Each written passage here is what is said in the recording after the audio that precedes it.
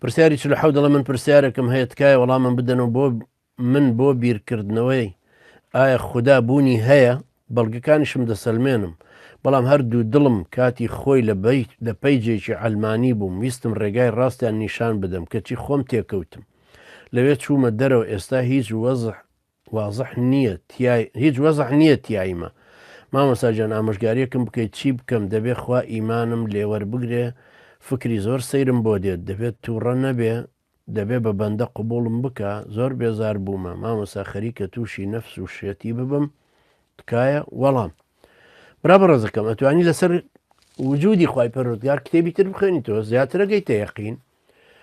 کتێبی ئەڵڵا عەزە وەجەل ئەڵڵا جەلە جەلالوهو کە سەعید حەوا نووسیوەتی ڕەحمەتی خوای لەبێ و کراوە بە کوردی ئێستا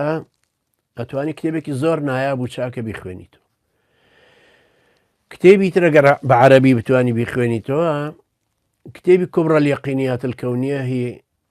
بۆڵتی ڕەحمەتی خوای لێ بیخوێنیتەوە زۆر زۆر باش قسەت الئیمان بە کوردی شەیە بیخوێنیتەوە زۆر باشە وە کتێبی تریش لەو بابەتە زۆرە وەکو خوڕافەی ئیلحاد عەمر شەریف نووسیوەتی کە بە کوردیە بیخوێنیتەوە زۆر باش لەم کتێبانە بخوێنەرەوە و تەسلیم بە خوای گەورەش بە و یەقینیشت بۆ دروستە بێ جارە وجودی خوای گەورە خەڵکانێکی ئێجگار کەم نکوڵیان لێ کرد ئەوە کۆمونیستی بە زۆر دای بەسەر خەڵکی ئاژینە هەر لە ڕووسیاش خەڵک باوەڕی بەوە نەبوو کە خوا نییە هەر باوەڕی هەبوو کە خوا هەیە و جەنابیشە دەتوانێت کتێبانە بخوێنیتەوە کتێبەکانی مستەفا مەحموود بخوێنیتەوە ئینشاءڵڵا